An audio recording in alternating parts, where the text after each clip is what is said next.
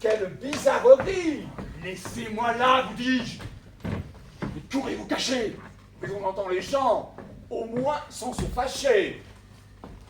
Moi, je veux me fâcher. Je ne veux pas t'entendre. Ah. Dans vos brusques chagrins, je ne puis vous comprendre. Et quoique ami, enfin, je suis tout des premiers. Moi, votre ami. Rayez cela de vos papiers. J'ai fait jusqu'ici profession de l'être, mais après ce qu'en vous je viens de voir paraître, je vous déclare net que je ne le suis plus et ne veux nulle place dans des cœurs corrompus. Je suis donc bien coupable, Alceste, à votre compte. Allez, vous devriez mourir de pure honte. Une telle action ne saurait s'excuser, et tout homme d'honneur s'en doit scandaliser. Je vous vois accabler un homme de caresses, et témoigner pour lui les dernières tendresses, de protestations, d'offres et de serments. Vous chargez la fureur de vos embrassements. Et quand je vous demande après quel est cet homme, à peine pouvez-vous dire comme il se nomme. Votre chaleur pour lui tombe en vous séparant, et vous me le traitez à moi d'indifférent. Morbleu, c'est une chose indigne, lâche, infâme de s'abaisser ainsi jusqu'à trahir son âme. Et si par un malheur j'en avais fait autant, je m'irais de regret pendre tout un instant. Je ne vois pas pour moi que le cas soit pendable. Et je vous supplierai d'avoir pour agréable que je me fasse un peu grâce sur votre arrêt. Et ne me pende pas pour cela, s'il vous plaît. Que la plaisanterie est de mauvaise grâce. Mais sérieusement, que voulez-vous qu'on fasse? Je veux qu'on soit sincère et qu'en homme d'honneur, on ne lâche aucun mot qui ne parte du cœur. Lorsqu'un homme vous vient embrasser avec joie, il faut bien le payer de la même monnaie, répondre comme on peut à ses empressements et rendre offre pour offre et serment pour serment. Non! Je ne puis souffrir cette lâche méthode qu'affectent la plupart de vos gens à la mode. Et je ne hais rien tant que les contorsions de tous ces grands faiseurs de protestations. Ces affables donneurs d'embrassades frivoles, ces obligeants diseurs d'inutiles paroles, qui de civilité avec tous font combat et traitent du même air l'honnête homme et le fat. Quel avantage a-t-on qu'un homme vous caresse, vous jure amitié, foi, zèle, estime, tendresse, et vous fasse de vous un éloge éclatant lorsqu'au premier faquin il court en faire autant? Non! Non! Il n'est point d'âme un peu bien située qui veuille d'une estime ainsi prostituée. La plus glorieuse a des régals peu chers dès qu'on voit qu'on nous mêle avec tout l'univers. Sur quelques préférences une estime se fonde. Et c'est n'estimer rien, estimer tout le monde. Qu'est-ce que vous y donnez dans ces vices du temps? Morbleu, vous n'êtes pas pour être de mes gens. Je refuse d'un cœur la vaste complaisance qui ne fait de mérite aucune différence. Je veux qu'on me distingue. Et pour le trancher net, l'ami du genre humain n'est pas du tout mon fait. Mais quand on est du monde, il faut bien que l'on rende quelques dehors civils que l'usage demande. Ah non, vous dis-je. On devrait châtier, sans pitié, ce commerce honteux de semblant d'amitié. Je veux que l'on soit homme. Et qu'en toute rencontre, le fond de notre cœur dans nos discours se montre. Que ce soit lui qui parle. Et que nos sentiments ne se masquent jamais sous de vains compliments. Il est bien des endroits où la pleine franchise deviendrait ridicule et serait peu permise. Et parfois, n'en déplaise à votre austère honneur, il est bon de cacher ce qu'on a dans le cœur. Serait-il à propos de la bienséance de dire à 1000 gens tout ce que d'eux on pense? Et quand on a quelqu'un qu'on hait ou qui déplaît, doit-on déclarer la chose comme elle est? Oui. Oh, vous iriez dire à la vieille Émilie qu'à son âge, il est si mal de faire la jolie et que le blanc qu'elle a scandalise chacun. Sans doute. Oh.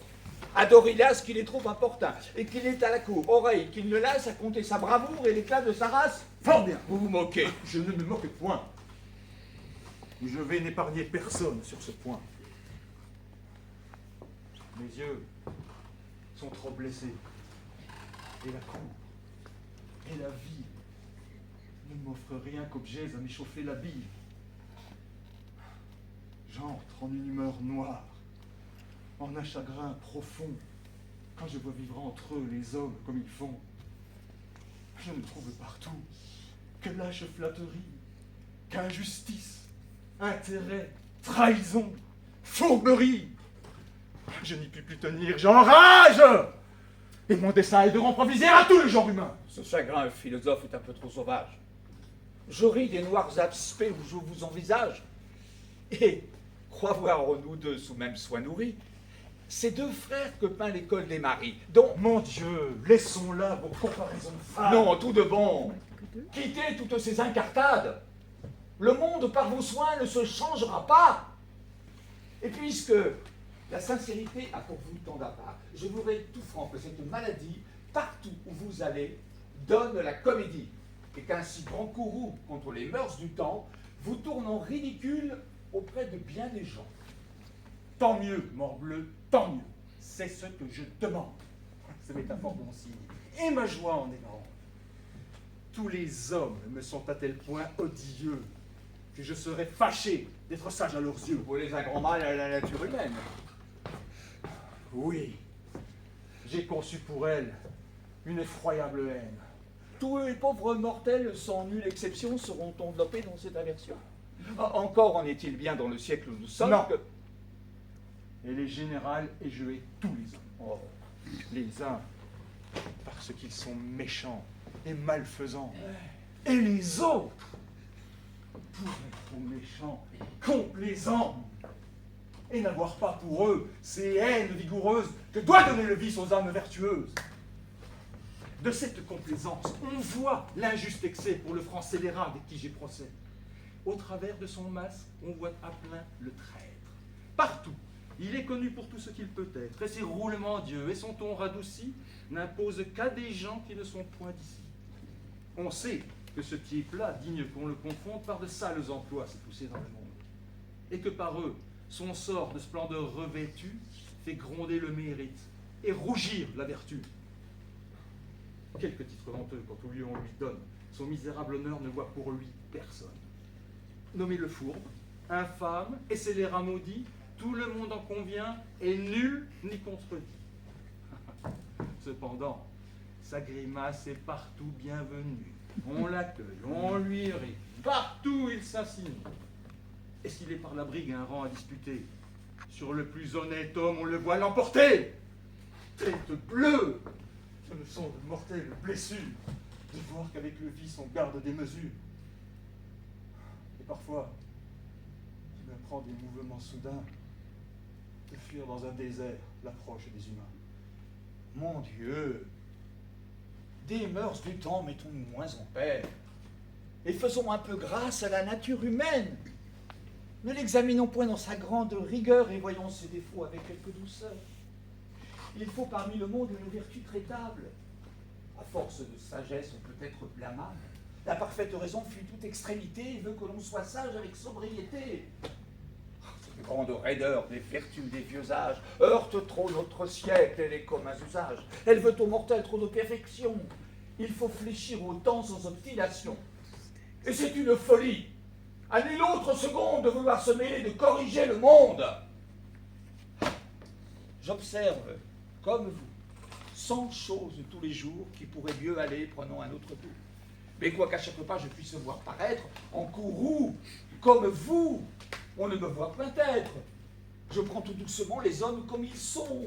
J'accoutume mon âme à souffrir ce qu'ils font. Et je crois qu'à la cour, de même qu'à la ville, mon flegme est philosophe, autant que votre ville. Mais ce flegme, monsieur qui raisonnait si bien, ce flegme, pourra-t-il ne s'échauffer de rien? Et s'il faut par hasard qu'un ami vous trahisse, que pour avoir vos biens on dresse un artifice, ou qu'on tâche à semer de méchants bruits sur vous? Verrez-vous tout cela sans vous mettre en courroux? Oui, je vois ces défauts dans votre âme murmure comme vices unis à l'humaine nature. Et mon esprit, enfin, n'est pas plus offensé de voir un homme fourbe, injuste, intéressé, que de voir des vautours affamés de carnage, des singes malfaisants ou des loups pleins d'orage. Je me verrai trahir, mettre en pièces, voler, sans que je sois... Morbleu, je ne veux point parler tant ce raisonnement est plein d'impertinence. Ma foi, vous ferez bien de garder le silence. Contre votre parti, éclatez un peu moins et donnez au procès une part de vos soins. Je n'en donnerai point, c'est une chose dite. Un juge par vous le sera visité. Non. Est-ce que ma cause est injuste ou douteuse? J'en demeure d'accord, mais la brigue est fâcheuse et... Non. J'ai résolu de n'en pas faire un pas. J'ai tort ou j'ai raison? Ne vous y fiez pas. Je ne remuerai point. Votre parti est fort, il peut par sa cabale entraîner... Il n'importe. Mais vous vous tromperez. Soit, j'en veux voir le succès. Mais... J'aurai le plaisir de perdre mon procès. Mais enfin... Je verrai dans cette plaiderie si les hommes auront assez d'effronterie, seront assez méchants, scélérats et pervers pour me faire injustice aux yeux de l'univers. Quel homme!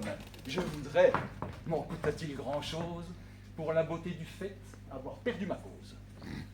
Mais cette rectitude que vous voulez en tout avec exactitude, cette pleine droiture où vous vous renfermez, la trouvez-vous ici, dans ce que vous aimez? Je m'étonne pour moi qu'étant comme il le semble, vous et le genre humain si fort brouillés ensemble, malgré tout ce qui blesse vos yeux, vous ayez pris ici ce qui charme vos yeux. Et ce qui me surprend encore davantage, c'est cet étrange accueil où votre cœur s'engage. La cousine Eliante a du penchant pour vous. La prude Arsinoé vous voit d'un œil fort doux. Cependant, à leur veuve, votre âme se refuse, tandis qu'en ces liens, Célimène l'amuse, de qui l'humeur coquette et l'esprit médisant semblent si fort donnés dans les mœurs d'à présent. D'où vient que, leur portant une haine mortelle, vous pourrez bien souffrir ce qu'en tient cette belle? Ne sont-ce plus défauts dans un objet si doux? Les voyez-vous pas? Ou les excusez-vous? Non, l'amour que je sens pour cette jeune veuve ne ferme point mes yeux aux défauts qu'on lui treuve. Et je suis, quelque ardeur qu'elle m'ait pu donner, le premier à les voir comme à les condamner. Mais avec tout cela, quoi que je puisse faire, je confesse mon faible. Elle a l'art de me plaire. J'ai beau voir ses défauts, et j'ai beau l'en blâmer. En dépit qu'on en est, elle se fait aimer. Sa grâce est la plus forte. Et sans doute ma flamme, de ces vices du temps, pourra purger son âme. Si vous faites cela, vous ne ferez pas peu. Vous croyez donc être aimé d'elle? Oui, parbleu. Je ne l'aimerais pas si je ne croyais l'être. Et si son amitié pour vous se fait paraître, d'où vient que vos rivaux vous causent de l'ennui? C'est qu'un cœur bien atteint veut qu'on soit tout à lui. Et je ne viens ici qu'à dessein de lui dire tout ce que là-dessus ma passion m'inspire. Pour moi, si je n'avais qu'à former des désirs, la cousine Eliante aurait tous mes soupirs. Son cœur, qui vous estime, est solide et sincère, et ce choix plus conforme était mieux votre affaire. Il est vrai. Ma raison me le dit chaque jour. Mais la raison n'est pas ce qui règle l'amour. Je crains fort pour vos feux. Et les soirs où vous êtes pourrez. J'ai su, là-bas, que pour que quelques emplettes, Eliante est sortie et Célimène aussi, mais comme l'on m'a dit que vous étiez ici, j'ai monté pour vous dire, et d'un cœur véritable, que j'ai conçu pour vous une estime incroyable. Et que depuis longtemps, cette estime m'a mis dans un ardent désir d'être de vos amis. Oui, mon cœur, au mérite, aime à rendre justice, et je brûle qu'un nœud d'amitié nous unisse. Je crois qu'un ami chaud et de ma qualité n'est pas assurément pour être rejeté. You. C'est à vous, s'il vous plaît, que ce discours s'adresse. À moi, monsieur? À vous. Trouvez-vous qu'il vous blesse? Non pas, mais la surprise est fort grande pour moi et je n'attendais pas l'honneur que je reçois. L'estime où je vous tiens ne doit point vous surprendre, et de tout l'univers vous la pouvez prétendre. Monsieur! L'État n'a rien qui ne soit en dessous des mérites éclatants que l'on découvre en vous. Monsieur! Oh, oui, de ma part, je vous tiens préférable à tout ce que j'y vois de plus considérable. Monsieur! Sois-je du ciel écrasé si je mens? Et pour vous confirmer ici mes sentiments, souffrez qu'à cœur ouvert, je vous embrasse. Et touchez-la, s'il vous plaît. Vous me la promettez, votre amitié? Monsieur! Quoi? Vous y résistez? Monsieur, c'est trop d'honneur que vous me voulez faire. Mais l'amitié demande un peu plus de mission. Et c'est assurément en profaner le nom que de vouloir le mettre à toute occasion. Avec lumière et choix, cette union veut naître. Avant que nous lier, il faut nous mieux connaître. Et nous pourrions avoir telle complexion que d'où du marché, nous nous repartirions. Parbleu! C'est là-dessus parler en homme sage, et je vous en estime encore davantage. Souffrons donc que le temps forme des nœuds si doux. Mais cependant, je m'offre entièrement à vous. S'il faut faire à la cour pour vous quelque ouverture, on sait qu'auprès du roi, je fais quelques figures. Il m'écoute, et dans tout, il en use, ma foi, le plus honnêtement du monde avec moi. Enfin, je suis à vous de toutes les manières. Et comme votre cœur a de grandes lumières, je viens, pour commencer entre nous ce beau nœud, vous montrer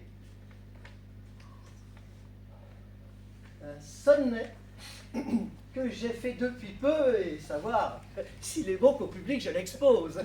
Monsieur, je suis malpropre à décider la chose. Veuillez m'en dispenser. Pourquoi? J'ai le défaut d'être un peu plus sincère en cela qu'il ne faut. C'est ce que je demande. Et j'aurais lieu de plainte si, m'exposant à vous pour me parler sans feinte, vous alliez me trahir et me déguiser rien. Puisqu'il vous plaît ainsi, monsieur, je le veux bien.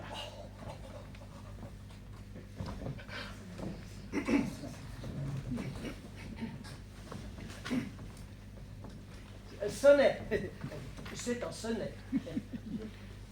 L'espoir. Oh, c'est une dame qui de quelque espérance avait flatté ma flamme. L'espoir. Oh, ce ne sont point de ces grands vers pompeux, mais de petits vers doux, tendres et langoureux. Nous verrons bien. L'espoir. Oh, je ne sais si le style pourra vous en paraître assez net et facile, et si du choix des mots, vous vous contenterez. Nous allons voir, monsieur. Au reste, vous saurez que je n'ai demeuré qu'un quart d'heure à le faire. Voyons, monsieur, le temps ne fait rien à l'affaire. L'espoir, il est vrai, nous soulage et nous berce un temps notre ennui.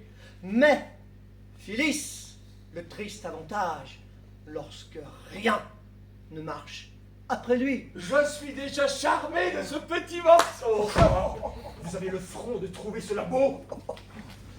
Vous eûtes de la complaisance, mais vous en deviez moins avoir, et ne vous pas mettre en dépense, pour ne me donner que l'espoir. Oh, qu'en termes galants, ces choses-là sont Et vives. quoi, il complaisant, vous louez des sottises. Eh, S'il faut qu'une attente éternelle pousse à bout l'ardeur de mon zèle, le trépas sera mon repos. Vos soins ne m'en peuvent distraire, belle Phyllis. On désespère, alors qu'on espère toujours. la chute est jolie, amoureuse, admirable. Peste de ta chute, honneur au diable. Oui, si tu fais une à te casser le nez. Je n'ai jamais ouï de merci bien tourné. Morbleu. Vous me flattez, vous croyez peut-être Non, que... non, je ne flatte point. Eh, que fais-tu donc, traître? Mais pour vous, vous savez quel est notre traité. Parlez-moi, je vous prie, avec sincérité. Monsieur, cette matière est toujours délicate. Et sur le bel esprit, nous aimons qu'on nous flatte.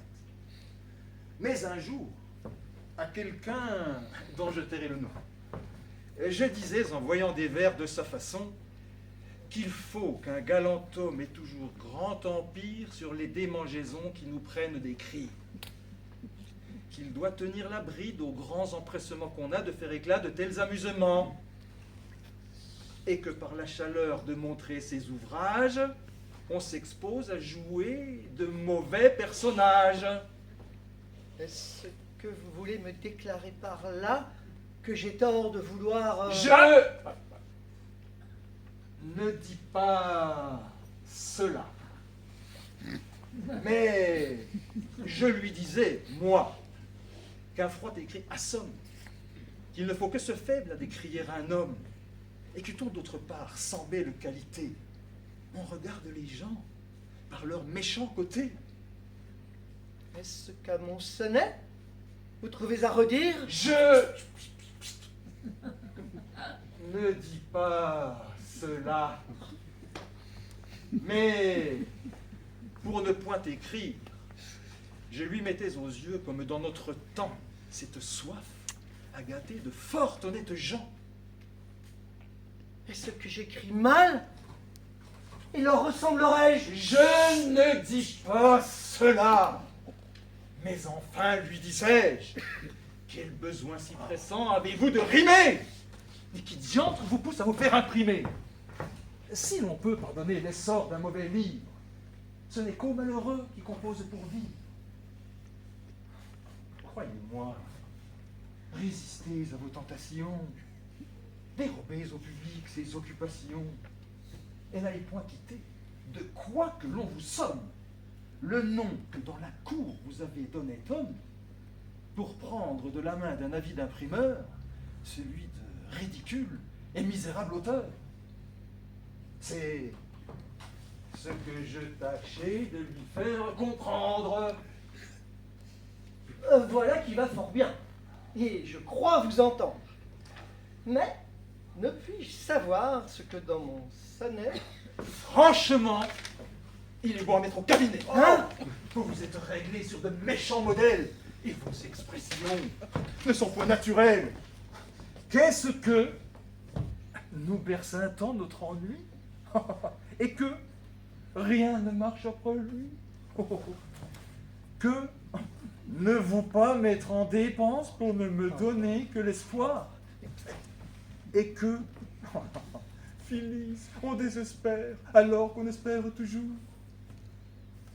Ce style figuré dont on fait vanité sort du bon caractère et de la vérité. Ce n'est que jeu de mots, qu'affectation pure. Ce n'est point ainsi que parle la nature. Le méchant bout du siècle, en cela me fait peur. Nos pères, tout gros civil, avaient beaucoup meilleur. Et je prise bien moins tout ce que l'on admire qu'une vieille chanson que je m'en vais vous dire. Si le roi m'avait donné Paris, sa grande ville, et qu'il me fallut quitter l'amour de mamie, je dirais au roi Henri, reprenez votre Paris, j'aime mieux mamie, ok, j'aime mieux mamie. La rime n'est pas riche, et le style en est vieux. Mais ne voyez-vous pas que cela vaut bien mieux que ces colifichets dans le bon sens formule, et que la passion parle là toute pure? Si le roi m'avait donné Paris, sa grande ville, et qu'il me fallait quitter l'amour de mamie, je dirais au roi Henri, reprenez votre Paris, j'aime mieux mamie, ok, j'aime mieux mamie. Voilà ce que peut dire un cœur vraiment épris. Oui, monsieur le rieur, malgré vos beaux esprits, J'estime plus cela que la pompe fleurie de tous ces faux brillants où chacun se réécrit. Et moi, je vous soutiens que mes vers sont fort bons. Pour les trouver ainsi, vous avez vos raisons. Mais vous trouverez bon que j'en puisse avoir d'autres qui se dispenseront de se soumettre aux vôtres. Il me suffit de voir que d'autres en font cas. C'est qu'ils ont l'art de feindre, et moi, je ne l'ai pas. Croyez-vous donc avoir tant d'esprit en partage? Si je louais vos vers, j'en aurais davantage. Je me passerais bien que vous les approuviez. Il faut bien, s'il vous plaît, que vous vous en passiez. Je voudrais bien pourvoir que de votre manière, vous en composassiez sur la même matière. J'en pourrais, par malheur, faire d'aussi méchants. Mais je me garderai de les montrer aux gens. Mais vous me parlez bien ferme et cette suffisance. Autre part que chez moi, cherchez qui vous encense. Mais mon petit monsieur, prenez-le un peu moins haut. Ma foi, mon grand monsieur, je le prends comme il faut. Eh, messieurs, c'en est trop. Laissez cela de grâce. Ah, j'ai tort, je l'avoue, et je quitte la place. Je suis votre valet, monsieur, de tout mon cœur. Et moi, je suis monsieur, votre humble serviteur.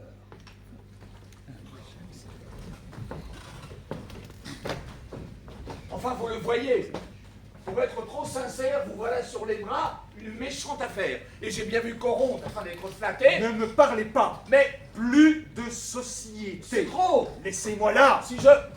Point de Mais langage. quoi? Je n'entends rien. Mais Encore. on outrage. Parbleu, c'en est trop. Ne suivez point mes pas. Vous vous moquez de moi. Je ne vous quitte pas.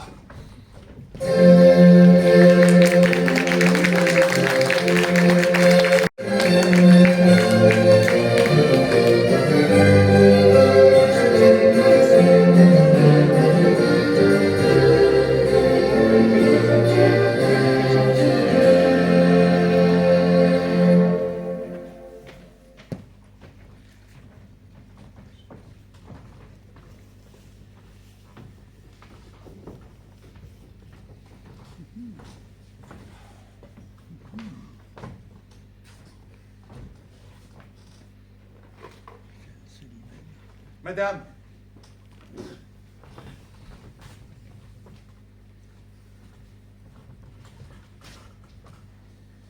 voulez-vous que je vous parle net?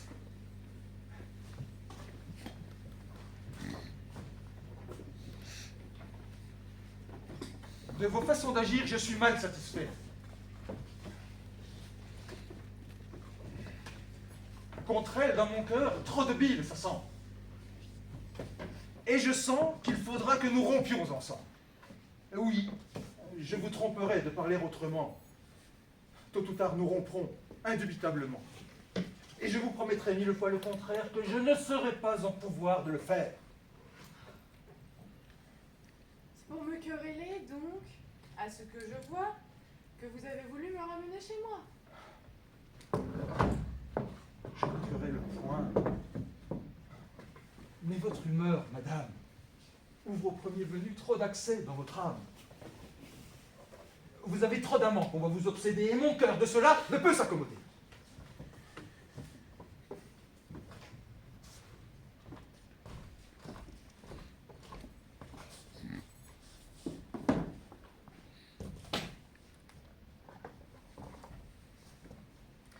Les amants que j'ai faits me rendez-vous coupable?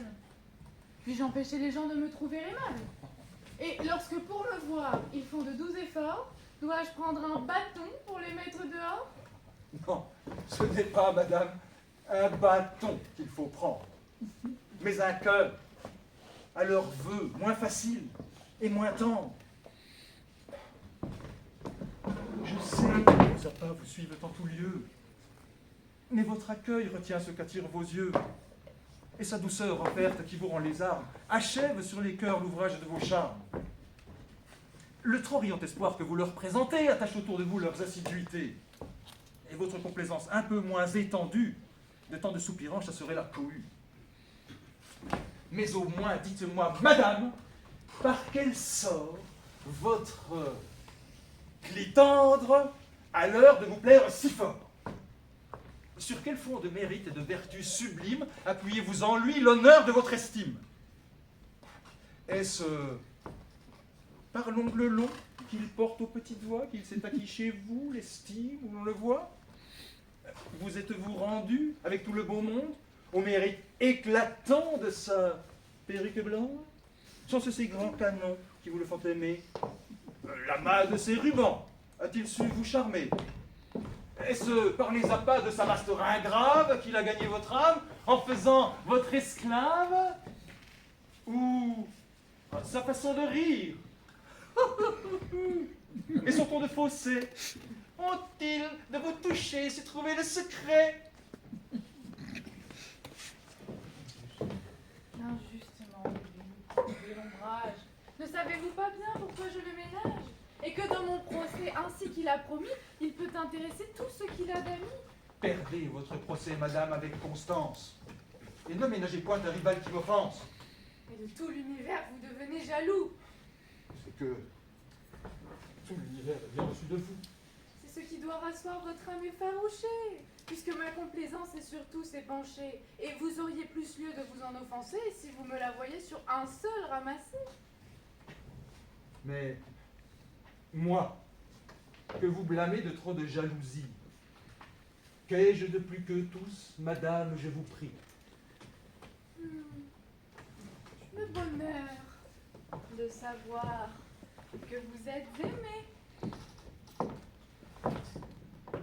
Et quel lieu de le croire à mon cœur enflammé? Je pense qu'ayant pris le soin de vous le dire, un aveu de la sorte est de quoi vous suffire. Mais qui m'assurera que dans le même instant, vous en disiez peut-être aux autres tout autant? Certes, pour en amont, la fleur était mignonne. Et vous me traitez là de gentille personne. Eh bien, pour vous ôter d'un semblable souci, de tout ce que j'ai dit, je me dédie ici. Et rien ne saurait plus vous tromper que vous-même. Soyez content. Morbleu, faut-il que je vous aime? Ah, que si de vos mains je rattrape mon cœur, je bénirai le ciel de ce rare bonheur. Je ne le scelle pas. Je fais tout mon possible à rompre de ce cœur l'attachement terrible. Mais mes plus grands efforts n'ont rien fait jusqu'ici. Et c'est pour mes péchés que je vous aime ainsi.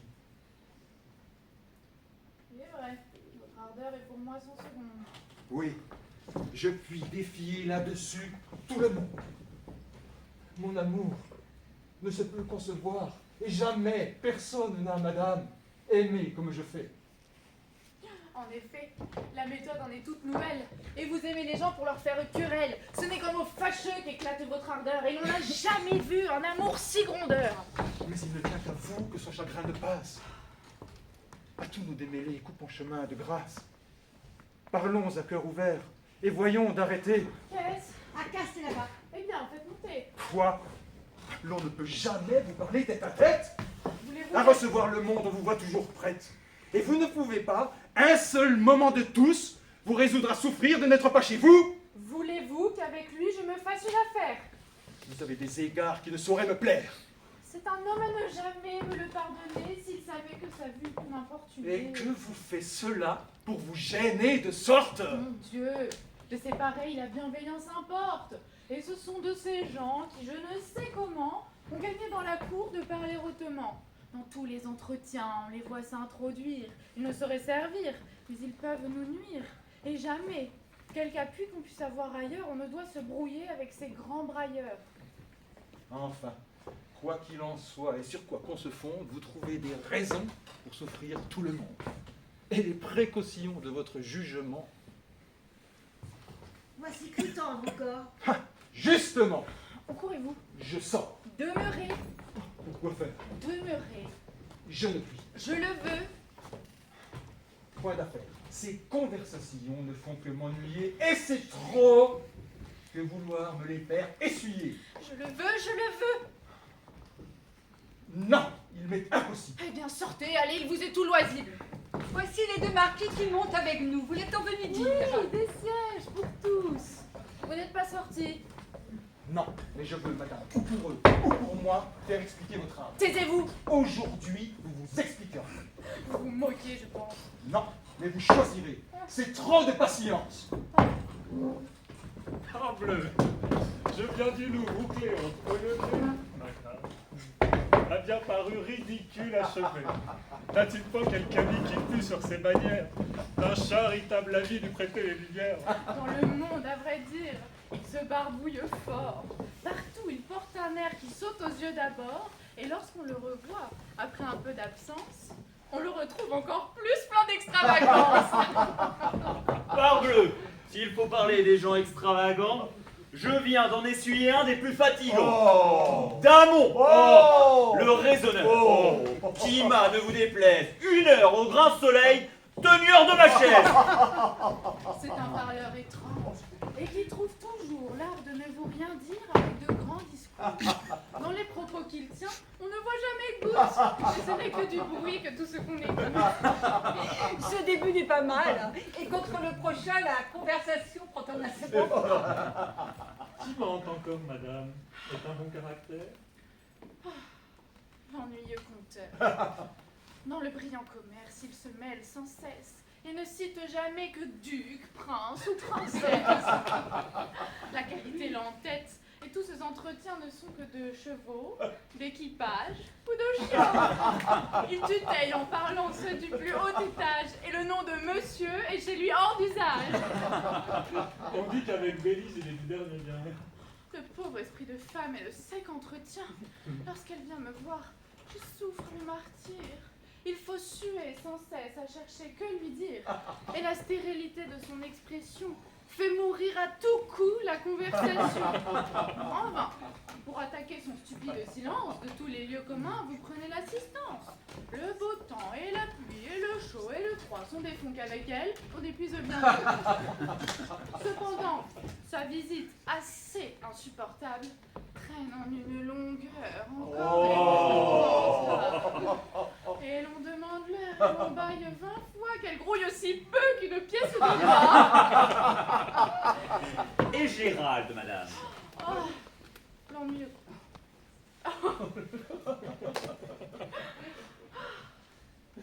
Quel orgueil extrême. C'est un homme gonflé de l'amour de soi-même. Son mérite jamais n'est content de la cour.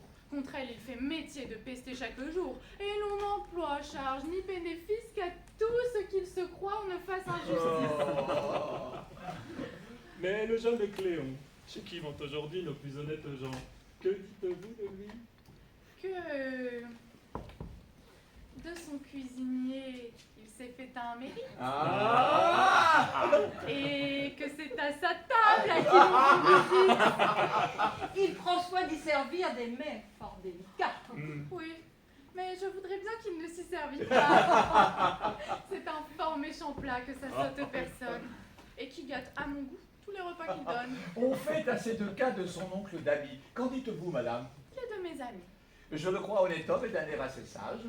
Oui, mais il veut avoir trop d'esprit dont j'en rage. Il est guindé sans cesse et dans tous ses propos, on voit qu'il se travaille à dire de bons mots. Depuis que dans la tête, il s'est mis d'être habile, rien ne touche son goût tant il est difficile. Il veut voir des défauts à tout ce qu'on écrit et pense que louer n'est pas d'un bel esprit, que c'est être savant, que trouver à redire et qu'il n'appartient qu'aux sots d'admirer et de rire. Et qu'en n'approuvant rien des ouvrages du temps, ils se mettent au-dessus de tous les autres gens. Aux conversations même, il trouve à reprendre sous son propos trop bas pour y daigner descendre. Et les 2 bras croisés, du haut de son esprit, il regarde en pitié tout ce que chacun fait. Que vous semble d'Adras?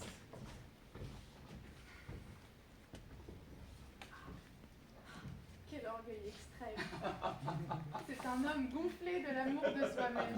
Son mérite jamais n'est content de la cour. Contre elle, il fait métier de pester chaque jour. Et l'on ne donne emploi, charge ni bénéfice qu'à tout ce qu'il se croit on ne fasse injustice.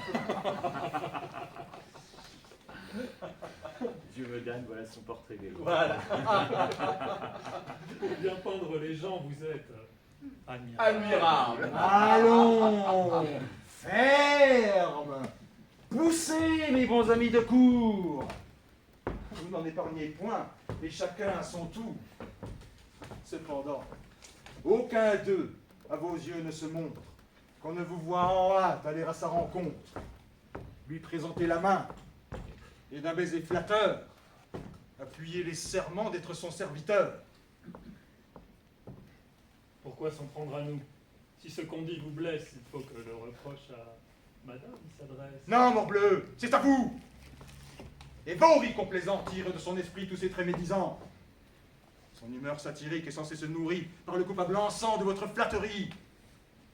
Et son cœur arraillé trouverait moins d'appât s'il avait observé qu'on ne l'applaudit pas. C'est ainsi qu'aux flatteurs, on doit partout se prendre des vices où l'on voit les humains se répandre. Mais pourquoi pour ces gens un intérêt si grand, vous qui condamneriez ce qu'en eux on reprend? Et ne trouve-t-il pas bien que monsieur se contredise? À la commune voix, veut-on qu'il se réduise et qu'il ne fasse pas éclater en tout lieu l'esprit contrariant qu'il a reçu des cieux? L'honneur de contredire a pour lui 30 ans de charme qu'il prend contre lui-même assez souvent les armes, et ses vrais sentiments sont combattus par lui aussitôt qu'il les voit dans la bouche d'autrui. Les rieurs sont pour vous, madame, c'est tout dire. Et vous pouvez pousser contre moi la satire. Mais il est véritable aussi que votre esprit se gendarme toujours contre tout ce qu'on dit, et que par un chagrin que lui-même il avoue, il ne saurait souffrir qu'on blâme ni qu'on loue. C'est que jamais, morbleu, les hommes n'ont raison. Que le chagrin contre eux est toujours de saison. Et que je vois qu'ils sont, sur toutes les affaires, loueurs impertinents ou censeurs téméraires. Mais- Non, madame, non. Quand je devrais mourir, vous avez des plaisirs que je ne puis souffrir. Et l'on a tort, ici, de nourrir dans votre âme ce grand attachement aux défauts qu'on y blâme. Pour moi, je ne sais pas. Mais j'avouerai tout haut que j'ai cru jusqu'ici, madame, sans défaut. De grâce et d'attrait, je vois qu'elle est pourvue, et les défauts qu'elle a ne frappent point ma vue. Ils frappent tous la mienne. Et loin de m'empêcher, et le sait que j'ai soin de lui reprocher. Plus on aime quelqu'un, moins il faut qu'on le flatte. À ne rien pardonner, le pur amour éclate. Et je bannirai, moi, tous ces lâches amants que je verrai soumis à tous mes sentiments, et dont, à tout propos, les molles complaisances donneraient de l'encens à mes extravagances. Enfin, s'il faut qu'à vous s'en rapportent les cœurs, on doit pour bien aimer renoncer aux douceurs, et du parfait amour mettre l'honneur suprême à bien injurier les personnes que l'on aime. L'amour, pour l'ordinaire, est peu fait à ses lois. Et l'on voit les amants vanter toujours leur choix. Jamais leur passion ne leur semble blâmable. Et dans l'objet aimé, tout leur devient aimable. Ils comptent les défauts pour des perfections et savent y donner de favorables noms. La pâle est au jasmin en blancheur comparable. Ah. La noire a peur, le brune adorable. Oh. La maigre a de la taille et de la liberté. La grasse est dans son port, pleine de majesté. La malpropre sur soi de peu d'attraits chargés est mise sous le nom de beauté négligée. Oh. La géante paraît une déesse aux cieux. La naine, un abrégé des merveilles des cieux. L'orgueilleuse a le cœur digne d'une couronne. La fourbe a de l'esprit. La sotte est toute bonne. La trop grande parleuse est d'agréable humeur. Et la muette garde une honnête pudeur. C'est ainsi qu'un amant dont l'ardeur est extrême aime jusqu'au défaut des personnes qu'il aime. Et moi, je soutiens, moi, Brisons là ce discours, et dans la galerie allons faire 2 tours. Quoi? Vous vous en allez, monsieur? Non pas, madame. la peur de leur départ occupe fort votre âme. Sortez quand vous voudrez, messieurs, mais j'avertis que je ne sors qu'après que vous serez sortis. À moins de voir madame en être importunée, rien ne m'appelle ailleurs de toute la journée. Moi, pourvu que je puisse être au petit coucher, je n'ai point d'autre affaire où je sois attaché. C'est pour rire, je crois. Non, en aucune sorte. Nous verrons si c'est moi que vous voudrez qu'il sorte. Monsieur, un homme est là qui voudrait vous parler pour affaire. Dit-il qu'on ne peut reculer. Dis-lui que je n'ai point d'affaires aussi pressées. Il porte une jaquette à grand basque plissée avec du dor dessus. Eh bien, allez voir ce que c'est, faites montrer. Qu'est-ce donc il vous plaît? Venez, monsieur. Monsieur, j'ai 2 mots à vous dire. Vous pouvez parler haut, monsieur, pour m'en instruire. Messieurs les maréchaux, dont j'ai commandement, vous mandent de venir les trouver promptement, monsieur. Qui? Moi, monsieur? Vous-même. Et pourquoi faire? C'est d'Oronte et de vous, la ridicule affaire. Oronte et lui, tantôt se sont bravés sur certains petits vers qu'il n'a pas approuvés, et l'on veut assoupir la chose en sa naissance. Moi, je n'aurai jamais de lâche complaisance. Mais il faut suivre l'ordre, allons, disposez-vous. Quel accommodement doit-on faire entre nous? La voix de ces messieurs me condamnera-t-elle à trouver bon les vers qui font notre querelle? Je ne me dédie point de ce que j'en ai dit, je les trouve méchants. Mais d'un plus doux esprit. Je n'en démordrai point, les vers sont exécrables. Vous devez faire voir des sentiments traitables, allons, venez. J'irai, mais rien n'aura pouvoir de me faire dédire. Allons vous faire voir. Or qu'un commandement express du roi me vienne de trouver bon les vers dont on se met en peine, je soutiendrai toujours morbleu qu'ils sont mauvais, et qu'un homme est pendable après les avoir faits. Par le sang bleu, messieurs, je ne croyais pas être si plaisant que je suis. Allez vite paraître où vous devez. J'y vais, madame. Je suis sur mes pas, je reviens en ce lieu pour vider nos débats.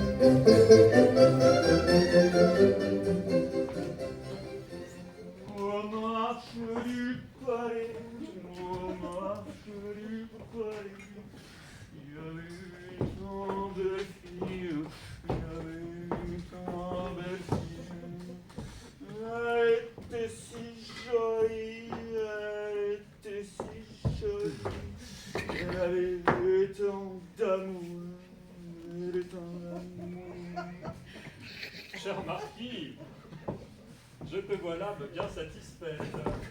Toute chose t'égaye, rien ne t'inquiète. En bonne foi, crois-tu, sans t'éblouir les yeux, avoir de grands sujets et de paraître joyeux? Parbleu! Je ne vois pas lorsque je m'examine, ou prendre aucun sujet d'avoir l'âme chagrine.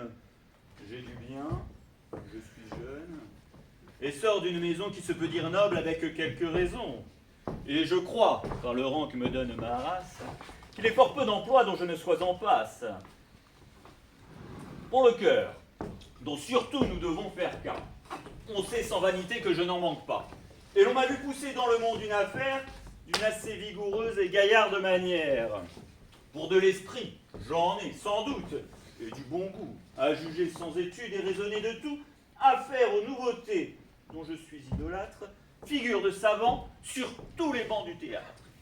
Décider en chef, faire du fracas à tous les beaux endroits qui méritent des arts. Je suis assez adroit, j'ai bon air, bonne mine, les dents belles surtout, et la taille fort fine. Quant à se mettre bien, je crois, sans me flatter, on serait malvenu de me le disputer. Je me vois dans l'estime autant qu'on puisse y être. Fort aimé du beau sexe, et bien auprès du maître. Je crois qu'avec cela, mon cher marquis, je crois qu'on peut, par tout pays, être content de soi. Oui, mais trouvant ailleurs des conquêtes faciles, pourquoi pousser ici des soupirs inutiles?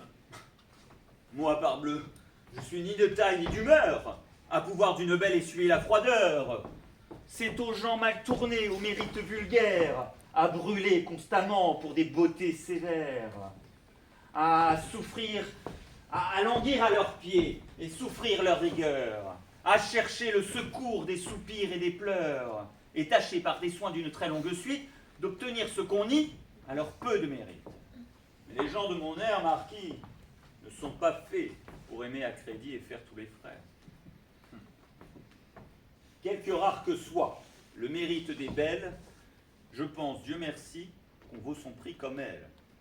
Que pour se faire honneur d'un cœur comme le mien, ce n'est pas la raison qui ne leur coûte rien, et qu'au moins, à tout mettre en de justes balances, il faut qu'à frais communs se fassent les avances. Tu penses donc, marquis, être fort bien ici? J'ai quelques lieux, marquis, de le penser ainsi. Crois-moi, détache-toi de cette erreur extrême. Tu te flattes, mon cher, et t'aveugles toi-même. Il est vrai, je me flatte et m'aveugle, en effet. Mais qui te fait juger ton bonheur si parfait? Je me flatte. Sur quoi fonder tes conjectures? Oh, je m'aveugle. En as-tu des preuves qui soient sûres? Je m'abuse, te dis-je. Est-ce que de ces vœux, Célimène t'a fait quelques secrets aveux? Non, je suis maltraité. Réponds-moi, je te prie. Je n'ai que des rebuts. Laissons la raillerie et me dis quel espoir on peut t'avoir donné. Ah, je suis le misérable, et toi le fortuné. On a pour ma personne une aversion grande, et quelqu'un de ces jours, il faut que je me pende. Ah, ça, veux-tu, marquis, pour ajuster nos vœux, que nous tombions d'accord d'une chose tous deux. Que qui pourra montrer une marque certaine d'avoir meilleure part au cœur de Célimène, l'autre ici fera place au vainqueur prétendu, et le délivrera d'un rival assidu. Parbleu, tu me plais avec un tel langage, et du bon de mon cœur, à cela je m'engage. Et chut! Encore ici. L'amour retient nos pas. Je viens d'où est rentré un carrosse là-bas. Savez-vous qui c'est? Non. Ah, si Noé, madame, monte ici pour vous voir. Que me veut cette femme? Eliante, là-bas, est à l'entretenir. De quoi s'avise-t-elle et qui l'a fait venir? Pour peu de consommer, en tout lieu elle passe. Et l'ardeur de son zèle... Oui, oui, franche grimace. Dans l'âme, elle est du monde. Et ses soins tentent tout pour accrocher quelqu'un sans en venir à bout. Son triste mérite, abandonné de tous contre le siècle aveugle et toujours en courroux, elle tâche à couvrir d'un faux voile de prude ce que chez elle on voit d'affreuse solitude. Et pour sauver l'honneur de ses faibles appâts, elle attache du crime au pouvoir qu'ils n'ont pas. Mais un amant plairait fort à la dame, et même pour Alceste, elle attendrait ses dames. Le soin qu'il me rend outrage ses attraits, elle veut que ce soit un vol que je lui fais. Enfin, je n'ai rien vu de si sot à mon gré, elle est impertinente au suprême degré. Oh, quel ressort en ce lieu vous amène. Madame, sans mentir, j'étais de vous en peine. Je viens par quelque avis que j'ai cru vos devoirs. Je suis contente de vous voir. Leur départ ne pouvait plus à propos se faire. Voulons-nous nous asseoir? Il n'est pas nécessaire. Madame, l'amitié doit surtout éclater aux choses qui le plus nous peuvent apporter. Et comme il n'est point de plus grande importance que celle de l'honneur et de la bienséance, je viens, par un avis qui touche votre honneur, témoigner l'amitié que pour vous a mon cœur. Hier, j'étais chez des gens de vertu singulière, où sur vous, du discours, on tourna la matière. Et là, votre conduite, avec ses grands éclats, madame, eut le malheur qu'on ne la loua pas. Cette foule de gens dont vous souffrez visible, votre galanterie et les bruits qu'elle excite trouvèrent des censeurs plus qu'ils n'auraient fallu. Et bien plus rigoureux que je n'eusse voulu. Vous pouvez bien penser quel parti je suis prendre. Je fis ce que je peux pour vous pouvoir défendre. Je vous excusai fort de votre intention et voulus de votre âme être la caution. Mais vous savez qu'il est des choses dans la vie qu'on ne peut excuser, quoi que l'on ait envie. Et je me vis contrainte de demeurer d'accord que l'air dont vous vivez vous faisait un peu, qu'il prenait dans le monde une méchante face, qu'il ne contrefâchait que partout où on en fasse, et que si vous vouliez, tous vos déportements pourraient moindre les prises au mauvais jugement. Non que j'y crois au fond l'honnêteté blessée, au plus, bon, me préserve le ciel d'une telle pensée. Mais aux ombres du crime, on prête aisément foi. Et ce n'est pas assez de bien vivre pour soi. Madame, oh, je vous crois l'âme trop raisonnable pour ne pas prendre bien cet avis profitable et pour l'attribuer au mouvement secret d'un zèle qui m'attache à tous vos intérêts. Madame, j'ai beaucoup de grâce à vous rendre. Un tel avis m'oblige, et loin de le mal prendre, j'en prétends reconnaître à l'instant la faveur par un avis aussi qui touche votre honneur. Et comme je vous vois vous montrer mon ami, en m'apprenant les bruits que de moi l'on publie, je veux suivre à mon tour un exemple si doux, en vous avertissant de ce qu'on dit debout. En un lieu l'autre jour où je faisais visite, je trouvais des gens d'un très rare mérite, qui, parlant des vrais soins, d'une âme qui vit bien, firent tomber sur vous, madame, l'entretien. Là, votre pruderie et vos éclats de zèle ne furent pas cités comme un fort doux modèle. Cette affection d'un grave extérieur, ces discours éternels de sagesse et d'honneur, vos mines et vos cris aux ombres d'indécence que d'un mot ambigu peut avoir l'innocence, cette hauteur d'estime où vous êtes de vous, ce regard de pitié que vous jetez sur tous, vos fréquentes leçons et vos aigres censures sur des choses qui sont innocentes et pures, tout cela, si je puis vous parler franchement, madame, fut blâmé d'un commun sentiment. À quoi bon, disait-il, cette mine modeste et ce sage dehors que dément tout le reste? Elle est à bien prier exact au dernier point, mais elle bat ses gens et ne les paye point. Dans tous les lieux dévots, elle étale un grand zèle, mais elle met du blanc et veut paraître belle. Elle fait des tableaux pour couvrir les nudités, mais elle a de l'amour pour les réalités. Oh, pour moi, contre chacun, je prie votre défense et leur assurai fort que c'était médisance, mais tous les sentiments combattirent le mien, et leur conclusion furent que vous feriez bien de prendre un peu moins de soin des actions des autres, de vous mettre un peu plus en peine des vôtres. Qu'il faut se regarder soi-même fort longtemps avant que de songer à condamner les gens. Et qu'encore vaut-il mieux s'en remettre aux besoins à ceux à qui le ciel en a commis le soin. Madame, je vous crois aussi trop raisonnable pour ne pas bien prendre cet avis profitable et pour l'attribuer qu'au mouvement secret d'un zèle qui m'attache à tous vos intérêts. À quoi qu'en reprenant on soit assujetti, je ne m'attendais pas à cette répartie. Et je vois bien, parce qu'elle a d'aigreur, que mon sincère avis vous a blessé au cœur. Au contraire, madame. Et si l'on était sage, ces amis mutuels seraient mis en usage. On attaquerait par là, en prenant grand soin, ce grand aveuglement où chacun est pour soi.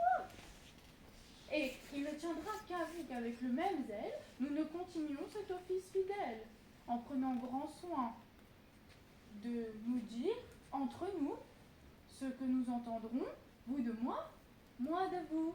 Ah, de vous, madame, je ne puis rien entendre. C'est en moi qu'il faut trouver fort à reprendre. On peut, je crois, madame, louer, blâmer tout, et chacun a raison, suivant la saison, le goût. Il est une saison pour la galanterie, il en est une propre à la pruderie. On peut, par politique, en prendre le parti, quand de nos jeunes ans, l'éclat est amorti. Cela sert à couvrir de fâcheuses disgrâces. Oh, je ne dis pas qu'un jour je ne suive vos traces. L'âge amènera tout, et ce n'est point le temps, madame, comme on sait, d'être prude à 20 ans. Certes, vous vous targuez d'un bien faible avantage et faites sonner terriblement votre âge. Ce que de plus que vous on en pourrait avoir n'est pas un si grand cas, pourtant sans prévaloir. Et je le sais pourquoi, madame, votre âme ainsi s'emporte à me traiter de cette étrange sorte. Et moi, madame, je ne sais aussi pourquoi on vous voit vous déchaîner sur moi en tout lieu.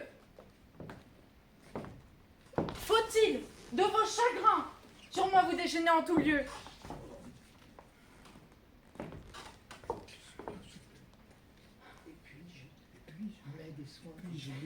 Et puis je mets des soins que l'on me porte. On ne va pas vous rendre. Si ma personne inspire de l'amour. Et si ma personne inspire aux gens de l'amour. Hélas, et croyez-vous que l'on se mette en peine de ce nombre d'amants dont vous faites la veine? Qu'il ne nous soit pas fort aisé de juger à quel prix aujourd'hui on peut les engager? Pensez-vous faire croire à voir comme tout roule que votre seul mérite attire cette foule? Qu'ils ne brûlent pour vous que d'un honnête amour et que pour vos vertus ils vous font tous la cour? Ils ne s'aveuglent point par de vaines défaites.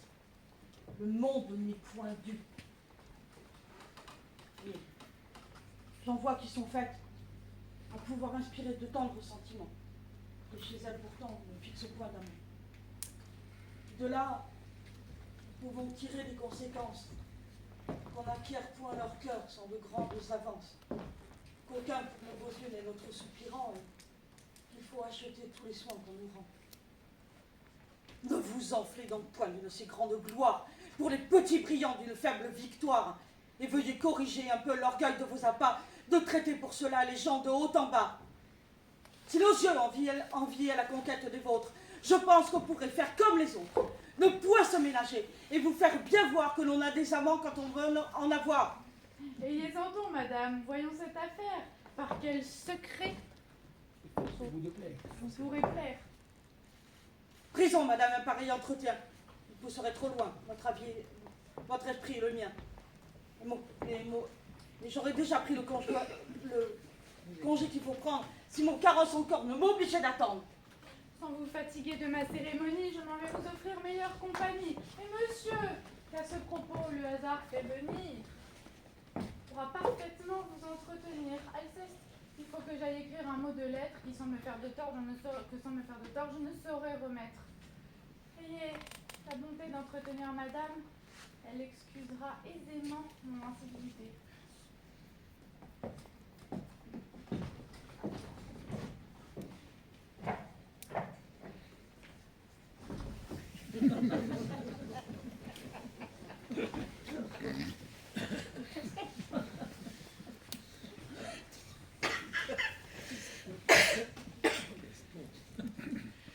Vous voyez, elle veut que je vous entretienne, attendant un moment que mon carrosse vienne.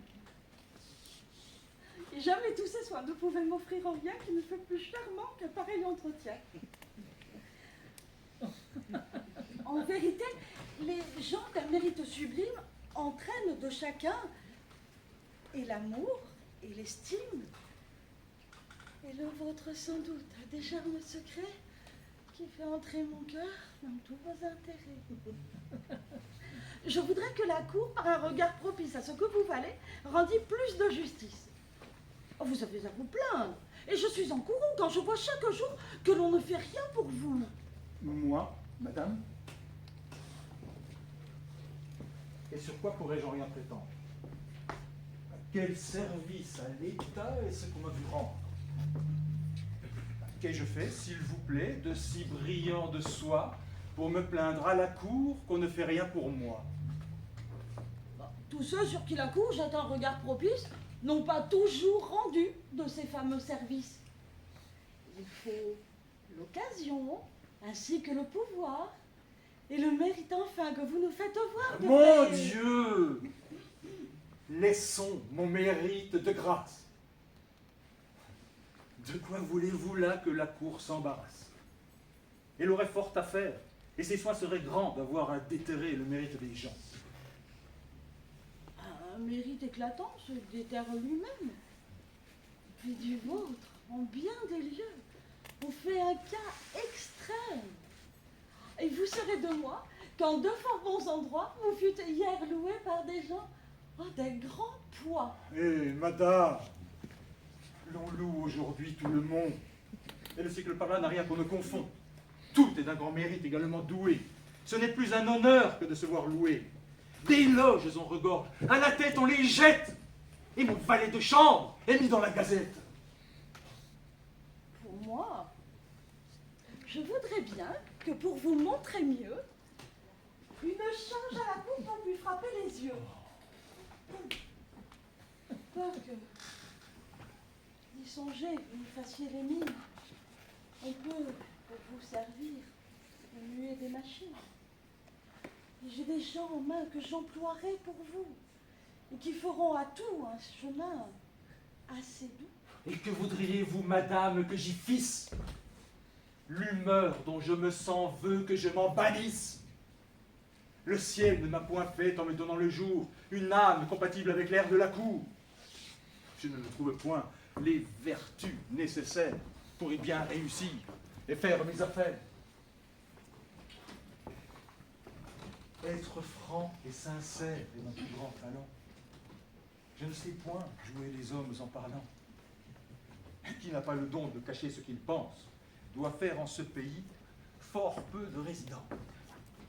Hors de la cour, sans doute on n'a pas cet appui et ces titres d'honneur qu'elle donne aujourd'hui. Mais on n'a pas non plus, perdant ses avantages, le chagrin de jouer de fort sots personnages. On n'a point à souffrir ni le du cruel.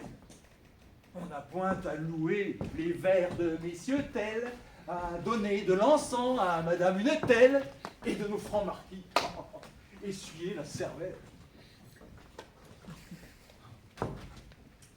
Laissons, puisqu'il vous plaît, ce chapitre de cour. Mais il faut que mon cœur vous plaigne en votre amour. Et pour vous découvrir là-dessus mes pensées, je souhaiterais fort vos ardeurs mieux placées.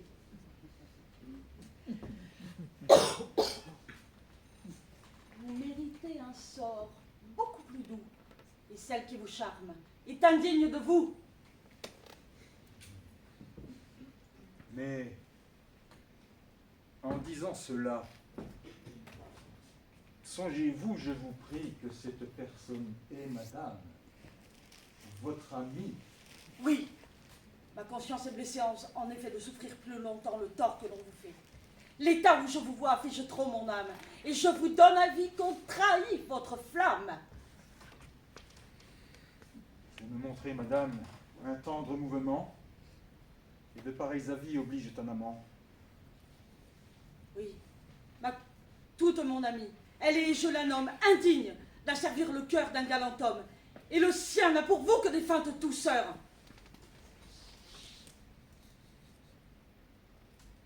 Cela se peut, madame. On ne voit pas les cœurs. Mais votre charité, ce serait bien passé de jeter dans le mien une telle pensée. Si vous ne voulez pas être désabusé, il ne vous faut rien dire. Il est assez aisé. Non. Mais sur ce sujet, quoi que l'on nous expose, les doutes sont fâcheux plus que toute autre chose. Et je voudrais pour moi qu'on ne me fît savoir que ce qu'avec clarté l'on peut me faire voir. Eh bien, c'est assez dit. Et sur cette matière, vous allez recevoir une pleine lumière. Oui, je veux que de tous vos yeux vous fasse foi.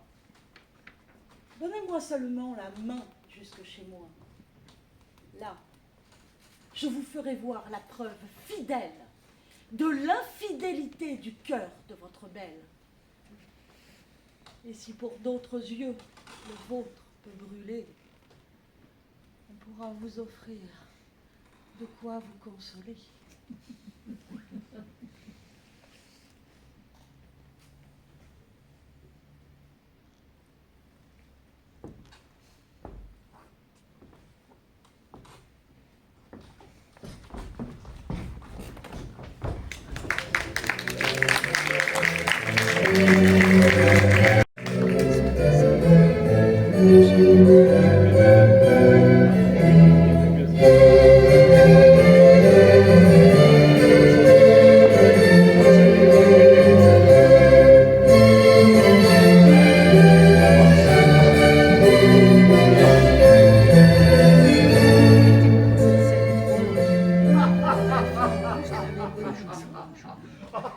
Non, l'on n'a jamais vu dame à manier si dur, ni d'accommodement plus pénible à conclure.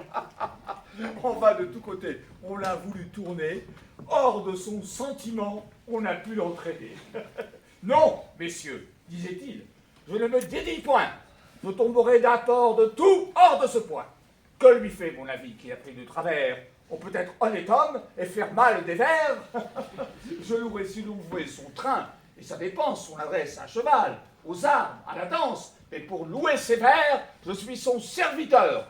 Et lorsqu'on doit mieux faire, on n'a pas le bonheur, on ne doit de rimer, avoir aucune envie qu'on y soit condamné sur peine de la vie. Enfin, toute la grâce et l'accommodement où c'est avec effort plié son sentiment, c'est de dire, croyons bien adoucir son style, monsieur, je suis fâché d'être si difficile, et pour l'amour de vous, je voudrais de bon cœur avoir trouvé tantôt votre sonnet meilleur.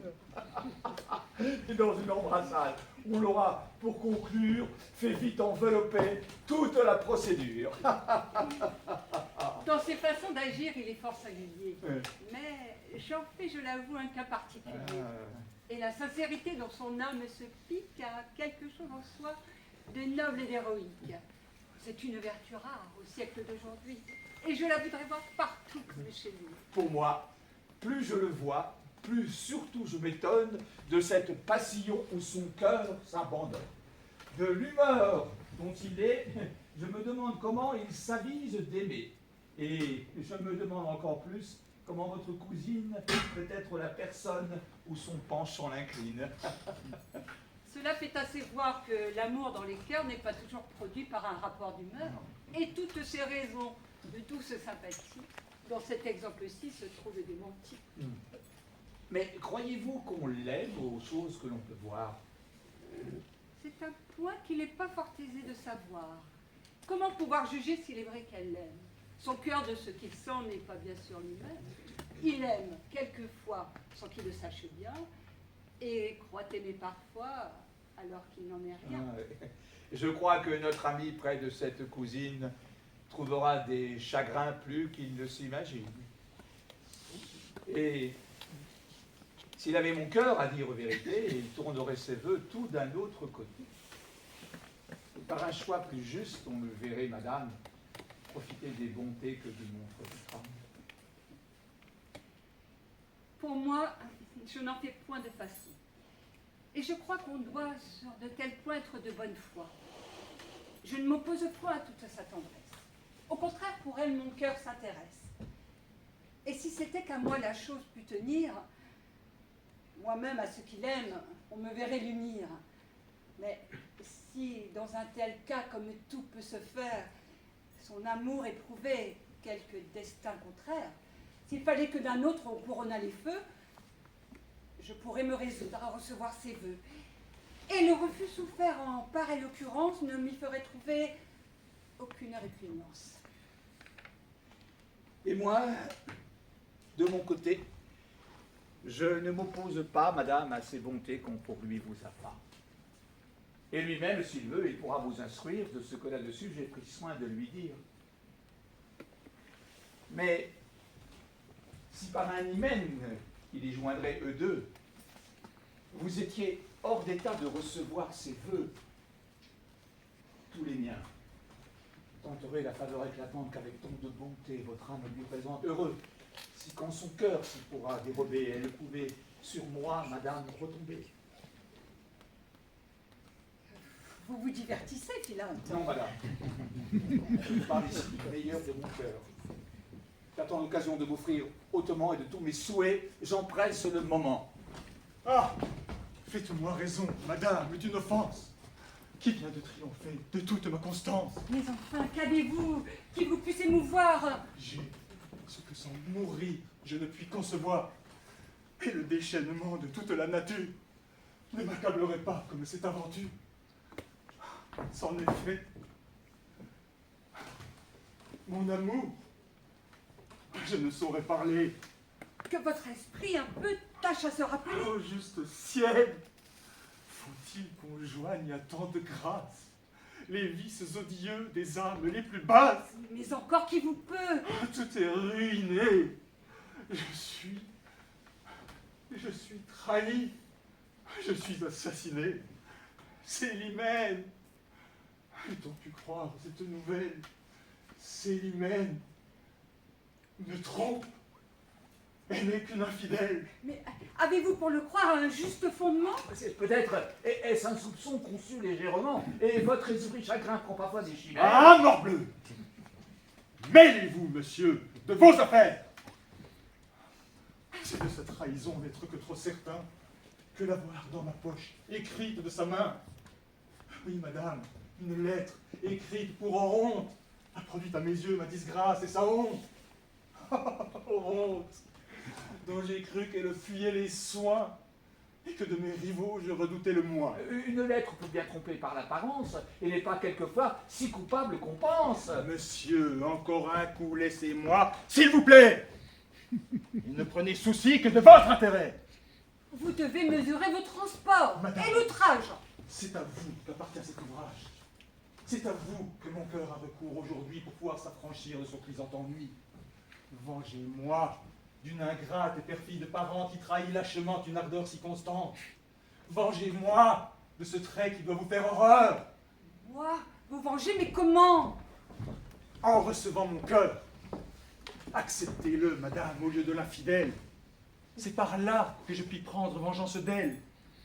Et je la veux punir par les sincères vœux, par le profond amour, les soins respectueux, les devoirs empressés et l'assidu service dont ce cœur va vous faire un ardent sacrifice. Je compatis sans doute à ce que vous souffrez.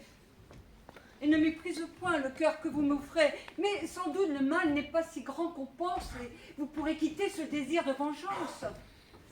Lorsque l'injure part d'un objet plein d'appât, qu'on fait force dessein, qu'on n'exécute pas, on a beau voir pour rompre une raison puissante, une coupable aimée et bientôt innocente.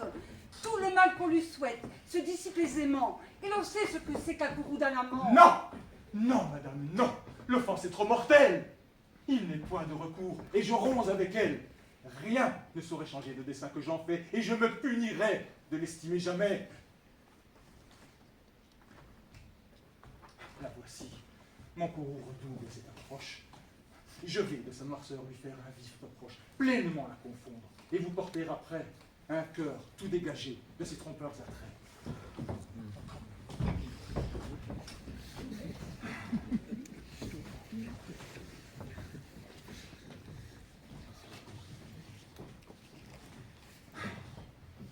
Oh ciel, de mes transports, puis-je être ici le maître? Ouais. Quel est donc ce trouble où je vous vois paraître, et que me veulent dire et ces sombres, et ces soupirs poussés, ces sombres regards que sur moi vous lancez? Que toutes les horreurs dont une âme est capable, à vos déloyautés, n'ont rien de comparable. Voilà Que le sort, les démons et le ciel en courroux n'ont jamais rien produit de si méchant que vous. Voilà certainement des douceurs que j'admire. Ah, ne plaisantez point! Il n'est pas temps de rire. Rougissez bien plutôt, vous en avez raison. Et j'ai de sûrs témoins de votre trahison. Voilà ce que marquaient les troubles de mon âme. Ce n'était pas en vain que s'alarmait ma flamme. Par ces fréquents soupçons qu'on trouvait odieux, je cherchais le malheur qu'ont rencontré mes yeux. Et malgré tous vos soins et votre adresse à feindre, mon astre me disait ce que j'avais à craindre. Mais ne présumez pas que sans être vengé, je souffre le dépit de me voir outragé. Je sais que sur les vœux, on n'a point de puissance. Que l'amour veut partout naître son dépendance. Que jamais, par la force, on notera dans un cœur. Et que toute âme est libre à nommer son vainqueur. Aussi, ne trouverais-je aucun sujet de plainte si pour moi votre bouche allait parler sans feinte. Et rejetant mes vœux dès le premier abord, mon cœur n'aurait eu droit de s'en prendre qu'au sens. Mais d'un aveu trompeur, voir ma flamme applaudie, c'est une trahison, c'est une perfidie qui ne saurait trouver de trop grand châtiment. Et je puis tout permettre à mes ressentiments. Oui, oui, redoutez tout après un tel outrage. Je ne suis plus à moi, je suis tout à la rage. Percé du coup mortel dont vous m'assassinez, mes sens par la raison ne sont plus gouvernés. Je cède au mouvement d'une juste colère, et je ne réponds pas de ce que je puis faire. D'où vient donc, je vous prie, un tel emportement? Avez-vous, dites-moi, perdu le jugement? Oui, oui, je l'ai perdu. Lorsque dans votre vue, j'ai pris pour mon malheur le poison qui me tue, et que j'ai cru trouver quelque sincérité dans les traîtres appâts dont je suis enchanté. Et de quelle trahison pouvez-vous donc vous plaindre? Que ce cœur est double et c'est bien l'or de femme. Mais pour le mettre à bout, j'ai des moyens tout prêts. Jetez ici les yeux et connaissez vos traits. Ce billet découvert suffit pour vous confondre. Et contre ce témoin, on n'a rien à répondre. Voilà donc le sujet qui vous trouble l'esprit. Vous ne rougissez pas en voyant cet écrit. Et par quelle raison faut-il que j'en rougisse? Quoi? Vous joignez ici l'audace à l'artifice? Le désavouerez-vous pour n'avoir point de sein? Et pourquoi désavouer un billet de ma main? Et vous pouvez le voir, sans demeurer confuse du crime dont vers moi son style vous accuse? Vous êtes sans mentir un grand extravagant. Quoi? Vous bravez ainsi ce témoin convaincant? Et ce qu'il m'a fait voir de douceur pour Oronte n'a donc rien qui m'outrage et qui vous fasse honte? Oh, honte. Et qui vous dit que la lettre est pour lui? Les gens qui dans mes mains l'ont remise aujourd'hui. Mais je veux consentir qu'elle soit pour un autre. Mon cœur en a-t-il moins à se plaindre du vôtre? Et serez-vous vers moi moins coupable, en effet? Mais si c'est une femme à qui va ce billet, en quoi vous blesse-t-il? Et qu'a-t-il de coupable? Ah, le détour est beau! Une excuse admirable! Je ne m'attendais pas, je l'avoue, à ce trait, et me voilà par là, convaincu tout à fait.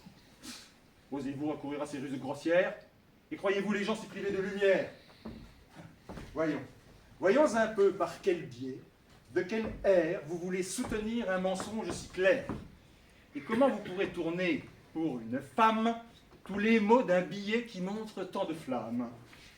Ajusté pour couvrir un manquement de foi, ce que je m'en vais lire. Non, je n'en veux rien faire. Et dans cette occurrence, tout ce que vous croirez est de peu d'importance. De grâce, montrez-moi. Je serai satisfait. Qu'on peut, pour une femme, expliquer ce billet? Non, il est pour Oronte. Je veux qu'on le croie. J'admire ce qu'il dit, j'estime ce qu'il est, et je tombe d'accord de tout ce qu'il vous plaît. Faites, prenez parti, que rien ne vous arrête. Mais ne me rompez pas davantage la tête. Ciel! Rien de plus cruel peut-il être inventé? Et jamais cœur fut-il de la sorte traité? Quoi? D'injuste courroux je suis ému contre elle. C'est moi qui me viens plaindre, et c'est moi qu'on querelle. On pousse ma douleur et mes soupçons à bout. On me laisse tout croire, on fait gloire de tout. Et cependant, mon cœur est encore assez lâche pour ne pouvoir briser la chaîne qui l'attache, et pour ne pas s'armer d'un généreux mépris contre l'ingrat objet dont il est trop épris. Ah, que vous savez bien ici contre moi-même, perfide, vous servir de ma faiblesse extrême, et ménager pour vous l'excès prodigieux de ce fatal amour né de vos traîtres yeux. Défendez-vous au moins d'un crime qui m'accable, et cessez d'affecter d'être envers moi coupable. Rendez-moi, s'il se peut, ce billet innocent, à vous prêter les mains ma tendresse consent. Efforcez-vous ici de paraître fidèle, et je m'efforcerai, moi, de vous croire tel. Oui, vous êtes fou dans vos transports jaloux et ne méritez pas l'amour qu'on a pour vous. Je voudrais bien savoir qui pourrait me contraindre à descendre pour vous aux bassesses de feindre. Et pourquoi? C'est mon cœur penché d'autre côté, je ne le dirai pas avec sincérité. Quoi? De mes sentiments l'obligeante assurance contre tous vos soupçons ne prend pas ma défense? Auprès d'un tel garant sont-ils de quelque poids? Et n'est-ce pas m'outrager que d'écouter leur voix? Puisque notre cœur fait un effort extrême lorsqu'il peut se résoudre à confesser qu'il aime, puisque l'honneur du sexe, ennemi de nos feux, s'oppose fortement à de pareils aveux, l'amant qui va pour lui franchir un tel obstacle, dont il impunément doutait de cet oracle, et n'est-il pas coupable en ne s'assurant pas qu'après ce qu'on ne dit point qu'après de grands combats? Allez, de tels soupçons méritent ma colère, et vous ne valez pas que l'on vous considère. Je suis sotte, et en veux mal à ma simplicité de conserver encore pour vous quelque bonté. Je devrais autre part attacher mon estime, et vous faire un sujet de plainte légitime. Ah, traîtresse, mon faible est étrange pour vous. Vous me trompez sans doute avec des mots si doux, mais il n'importe. Il faut suivre ma destinée. À votre foi, mon âme est tout abandonnée. Je vais voir jusqu'au bout quel sera votre cœur, et si de me trahir, il aura la noirceur. Non, vous ne m'aimez pas comme il faut que l'on aime. Ah, rien n'est comparable à mon amour extrême. Et dans l'ardeur qu'il a de se montrer à tous, il va jusqu'à former des souhaits contre vous. Oui, je voudrais qu'aucun ne vous trouvât aimable, que vous fussiez réduite en un sort misérable, que le ciel en naissant ne vous eût donné rien, que vous n'eussiez ni rang, ni naissance, ni bien, afin que de mon cœur, l'éclatant sacrifice vous pût d'un pareil sort réparer l'injustice, et que j'eusse la joie et la gloire en ce jour de vous voir tout tenir des mains de mon amour. C'est me vouloir du bien d'une bien étrange manière. Me préserve le ciel que vous ayez matière. Voici Monsieur Dubois, les amants figurés. Je veux cet équipage et cet air effaré. Qu'as-tu? Monsieur! Eh bien, Voici bien les mystères. qu'est-ce? Nous sommes mal, monsieur, dans nos affaires. Quoi? Parlerai-je haut? Oui, parle, et promptement. N'est-il point là quelqu'un? Oh, que d'amusement! Veux-tu parler? Monsieur, il faut faire retraite. Comment? Il faut d'ici déloger sans trompette. Et pourquoi? Je vous dis qu'il faut quitter ce lieu. La cause. Il faut partir, monsieur, sans dire adieu. Mais par quelle raison me tiens-tu ce langage? Par la raison, monsieur, qu'il faut pied bagage. Ah! Je te casserai la tête, assurément! Je ne veux marrant t'expliquer autrement! Monsieur, un homme noir et d'habillé de mine, est venu nous laisser jusque dans la cuisine un papier griffonné d'une telle façon qu'il faudrait pour le lire être pis que démon. C'est de votre procès, je n'en fais aucun doute, mais le diable d'enfer, je crois, n'y verrait goutte. Eh bien, quoi? Ce papier, qu'a-t-il à démêler, traître, avec le départ dont tu viens me parler? C'est pour vous dire ici, monsieur, qu'une heure ensuite, un homme qui souvent vous vient rendre visite est venu vous chercher avec empressement, et ne vous trouvant pas, m'a chargé doucement, sachant que je vous sers avec beaucoup de zèle, de vous dire... Attendez, comment est-ce qu'il s'appelle? Laisse-la son nom, traître, et dis ce qu'il t'a dit! Un de vos amis, enfin, cela suffit. Il m'a dit que d'ici, votre péril vous chasse, et que d'être arrêté, le sort vous y menace. Mais quoi? M'a-t-il voulu te rien spécifier? Non. Ah oui, il m'a demandé de l'encre et du papier. Il vous a fait un mot où vous pourrez, je pense, du fond de ce mystère, avoir la connaissance. Donne-le don! Que peut envelopper ceci? Je ne sais, mais j'aspire à m'en voir éclairci.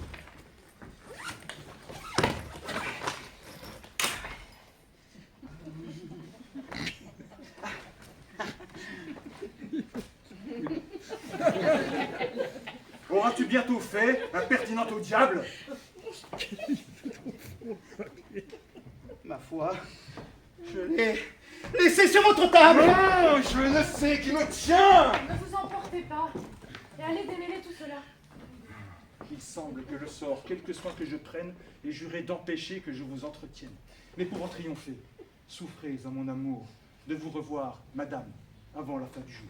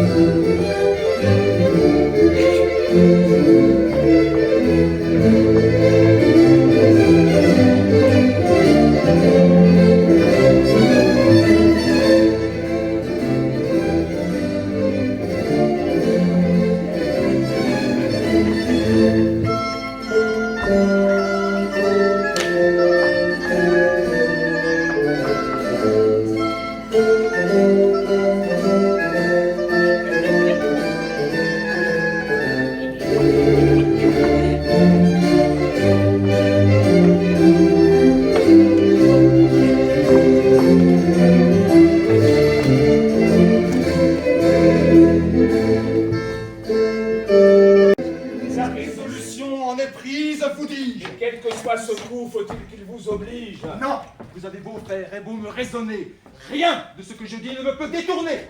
Trop de perversité règne au siècle où nous sommes, et je veux me tirer du commerce des hommes. Quoi? Contre ma partie, on voit tout à la fois l'honneur, la probité, la pudeur et les lois. On publie en tout lieu l'équité de ma cause. Sur la foi de mon droit, mon âme se repose. Cependant, je me vois trompé par le succès. J'ai pour moi la justice et je perds mon procès. Un traître dont on sait la scandaleuse histoire est sorti triomphant d'une fausseté noire. Toute la bonne foi cède à sa trahison. Il trouve, en m'égorgeant, moyen d'avoir raison. Le poids de sa grimace, où brille l'artifice, renverse le bon droit et tourne la justice. Il fait, par un arrêt, couronner son forfait. Et non content encore du tort que l'on me fait, il court parmi le monde un livre abominable, et de qui la lecture est d'ailleurs condamnable. Un livre à mériter la dernière rigueur, dont le fourbe a le front de me faire l'auteur. Et là-dessus, on voit Oronte qui murmure et tâche méchamment d'appuyer l'imposture. Lui, qui d'un honnête homme à la cour tient le rang, à qui je n'ai rien fait qu'être sincère et franc, qui me vient, malgré moi, d'une ardeur empressée, sur des vers qu'il a fait demander ma pensée. Et parce que j'en use avec honnêteté et ne le veut trahir, lui, ni la vérité, il aide à m'accabler d'un crime imaginaire. Le voilà devenu mon plus grand adversaire, et jamais de son cœur je n'aurai de pardon pour n'avoir pas trouvé que son sonnet fut beau. Et les hommes morbleux sont faits de cette sorte. C'est à ces actions que la gloire les porte. Voilà la bonne foi, le zèle vertueux, la justice et l'honneur que l'on trouve chez eux. Mais non, c'est trop souffrir les chagrins qu'on nous forge. Tirons-nous de ce bois ou de ce coupe d'or. Entre humains ainsi, vous vivez en vrai loup. Traître, vous ne mourrez de ma vie avec vous. Je trouve un peu bien prompt le dessein où vous êtes, et tout le mal n'est pas si grand que vous le faites. Ce que votre parti ose vous imputer n'a pas eu le mérite de vous faire arrêter. On voit son faux rapport lui-même se détruire, et c'est une action qui pourrait bien lui nuire. Lui, de semblable tour, il ne craint point l'éclat, il a permission d'être français des rats. Et loin qu'à son crédit nuise cette aventure, on l'enverra demain en meilleur poste. Enfin, il est conscient qu'on n'a pas trop donné au bruit, que contre vous, sa malice a tourné. De ce côté déjà, vous n'avez rien à craindre. Et pour votre procès, dont vous pouvez vous plaindre, il vous est en justice aisé d'y revenir, et contre cet amour. Non! Je veux m'y tenir. Quelque sensible tort qu'un tel arrêt me fasse, je me garderai bien de vouloir qu'on le casse. On y voit trop à plein le bon droit maltraité, et je veux qu'il demeure à la postérité, comme une marque insigne, un fameux témoignage de la méchanceté des hommes de notre âge. Ce sont 20 000 francs qu'il m'en pourra coûter, mais pour 20 000 francs, j'aurai droit de pester contre l'iniquité de la nature humaine et de nourrir pour elle une immortelle haine. Mais enfin... Mais enfin, vos soins sont superflus. Que pouvez-vous, monsieur, me dire là-dessus? Aurez-vous bien le front de me vouloir en face excuser les horreurs de tout ce qui se passe? Non! Je tombe d'accord de tout ce qui vous plaît. Tout marche par cabale et par pur intérêt. Ce n'est plus que la ruse aujourd'hui qui l'emporte. Et les hommes devraient être faits d'autre sorte. Mais est-ce une raison que leur peu d'équité pour vouloir se tirer de leur société? Tous ces défauts humains nous donnent dans la vie les moyens d'exercer notre philosophie. C'est le plus bel emploi que trouve la vertu. Et si de probité tout était revêtu, si tous les cœurs étaient justes, francs et dociles, la plupart des vertus nous seraient inutiles, puisqu'on en met l'usage à pouvoir, sans ennui, supporter dans nos droits l'injustice d'autrui. Et de même qu'un cœur d'une vertu profonde... Je sais, monsieur, que vous parlez le mieux du monde. En beau raisonnement, vous abordez toujours. Mais vous perdez le temps avec tous vos beaux discours. La raison, pour mon bien, veut que je me retire. Je n'ai point sur ma langue un assez grand empire. De ce que je dirais, je ne répondrai pas, et je me jetterai sans chose sur les bras. Laissez-moi, sans dispute, attendre ces lumières. Il faut que je consente au dessein qui m'amène. Je vais voir si son cœur a de l'amour pour moi, et c'est ce moment-ci qui doit m'en faire foi. Montons chez Eliante, attendant sa venue. Non. De trop de soucis, je me sens l'âme émue.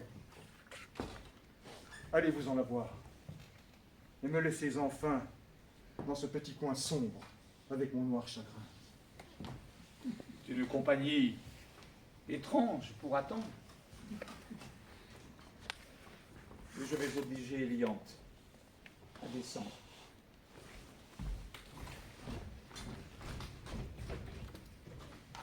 Oui, c'est à vous de voir, madame, si par des nœuds si doux, vous voulez m'attacher tout à vous. Il me faut de votre âme une pleine assurance. Un amant là-dessus n'a le point qu'on balance. Si l'ardeur de mes feux a pu vous émouvoir, vous ne devez point feindre à me le faire voir. Et la preuve, après tout, que je vous en demande, c'est de ne plus souffrir qu'Alceste vous prétende. De le sacrifier, madame, à mon amour, et de chez vous, enfin, le bannir dès ce jour. Et quel sujet si grand contre lui vous irrite? Vous à qui j'ai tant vu parler de son mérite. Madame, il ne faut point ces éclaircissements. Il s'agit de savoir quels sont vos sentiments. Choisissez, s'il vous plaît, de garder l'un ou l'autre. Ma raison n'attend rien que la vôtre. Oui, monsieur a raison. Madame, il faut choisir. Et sa demande ici s'accorde à mon désir. Pareille ardeur me presse et même soin m'amène, mon amour veut du vôtre une marque certaine. Les choses ne sont plus pour traîner en longueur, et voici le moment d'expliquer votre cœur.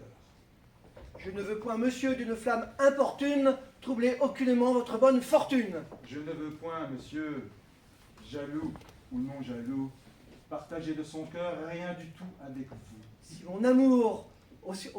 Si votre amour au mien lui semble préférable, Si du moindre penchant elle est pour vous capable, je jure de n'y rien prétendre désormais. je jure hautement de ne l'avoir jamais. Madame, c'est à vous de parler sans contrainte. Madame, vous pouvez vous expliquer sans crainte. Vous n'avez qu'à nous dire où s'attachent vos vœux. Vous n'avez qu'à trancher et choisir de nous deux. Mon Dieu, que cette instance est là hors de saison et que vous témoignez tout de peu de raison. Je sais prendre parti de cette préférence. Et ce n'est pas mon cœur maintenant qui balance. Il est point suspendu sans doute entre vous deux et rien n'est sitôt fait que le choix de nos vœux. Mais je souffre, à vrai dire, une gêne trop forte à prononcer en face un aveu de la sorte. Je trouve que ces mots, qui sont désobligeants, ne se doivent point dire en présence des gens.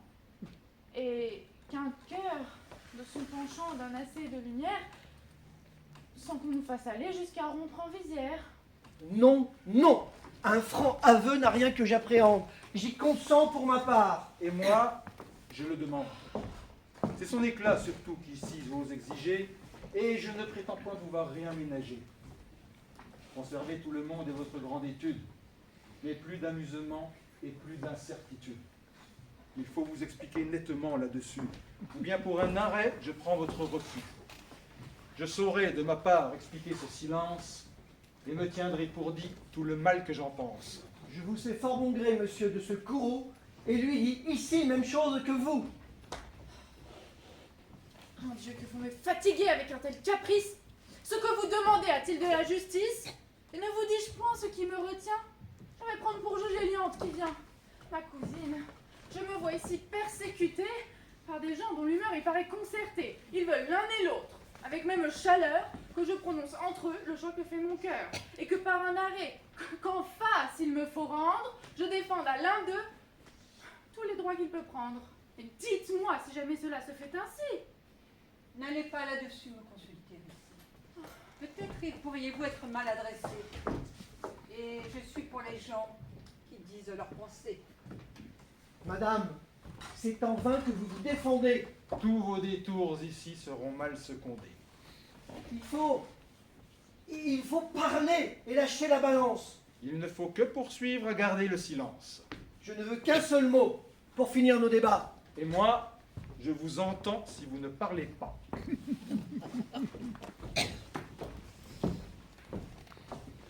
Madame. Venons, sans vous déplaire, éclaircir avec vous une petite affaire. À propos, messieurs, vous vous trouvez ici, et vous êtes mêlés dans cette affaire aussi.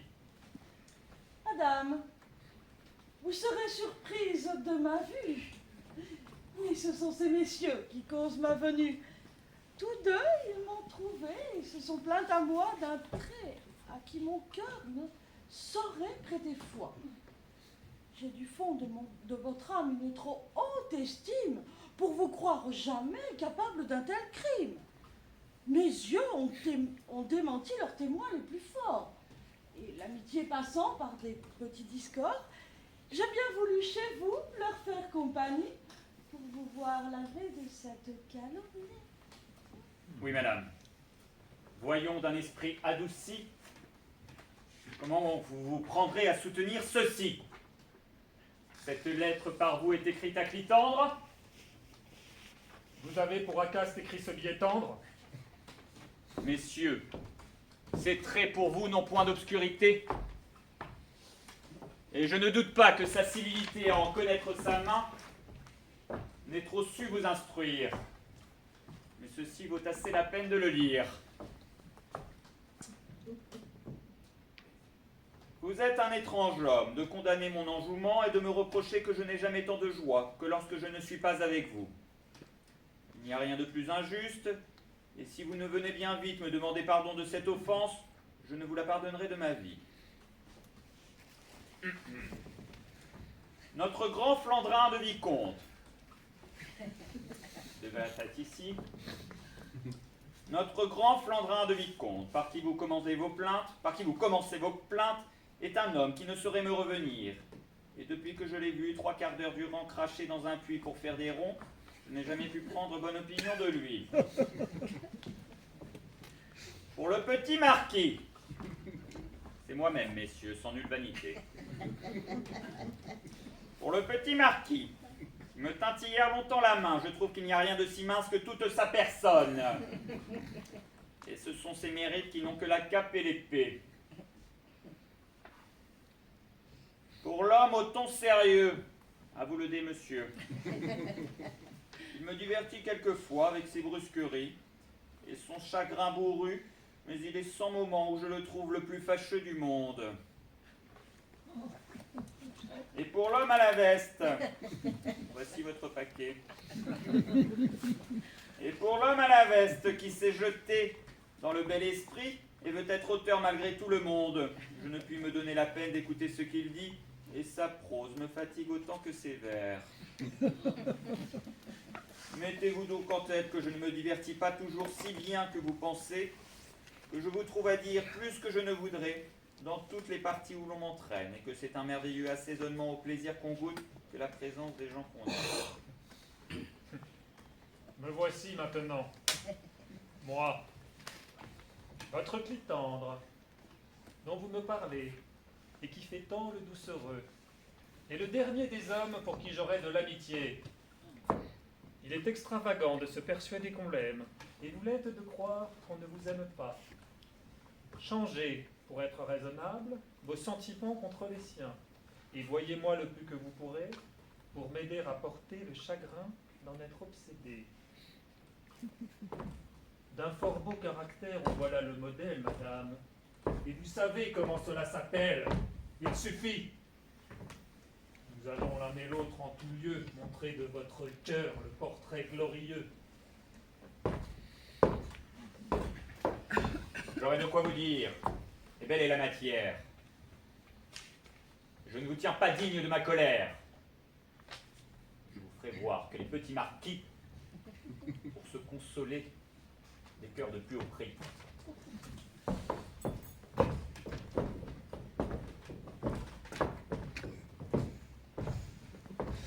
Quoi? De cette façon, je vois qu'on me déchire. Après tout ce qu'à moi, je vous ai vu m'écrire, et votre cœur paraît de faux semblants d'amour, à tout le genre humain se promet tour à tour. Allez, j'étais trop dupe, et je vais ne plus l'être. Vous me faites un bien, me faisant vous connaître, et j'y profite d'un cœur, qu'ainsi vous me rendez, et trouve ma vengeance dans ce que vous perdez. Monsieur, je ne fais plus obstacle à votre flamme, et vous pouvez conclure affaire avec madame. Certes, voilà le trait du monde, du noir. Je ne m'en saurais taire et me sens émouvoir. Voit-on des procédés qui soient pareils aux vôtres? Je ne prends point part aux intérêts des autres. Mais monsieur, que chez vous fixez votre bonheur, un homme comme lui, de mérite et d'honneur, et qui vous chérissait avec idolâtrie, devrait-il... Laissez-moi, madame, je vous prie, vider mes intérêts moi-même là-dessus. Et ne vous chargez point de ces soins superflus. Mon cœur a beau vous voir prendre ici sa querelle, il n'est point en état de payer ce grand zèle, et ce n'est point à vous. Je pourrais songer si par un autre choix je cherche à me venger. Et croyez-vous, monsieur, que l'on ait cette pensée, et que de vous avoir on soit à temps pressé? Je vous trouve un esprit bien plein de vanité si de cette créance il peut s'être flatté. Le rebut de madame est une marchandise dont on aurait grand tort d'être si fort éprise. Détrompez-vous de grâce et portez-le moins haut. Ce ne sont pas des gens comme moi qu'il vous faut. Et je brûle.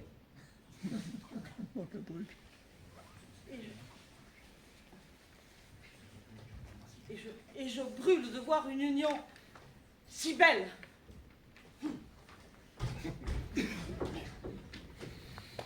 Eh bien, je me suis tu malgré ce que je vois et j'ai laissé parler tout le monde avant moi.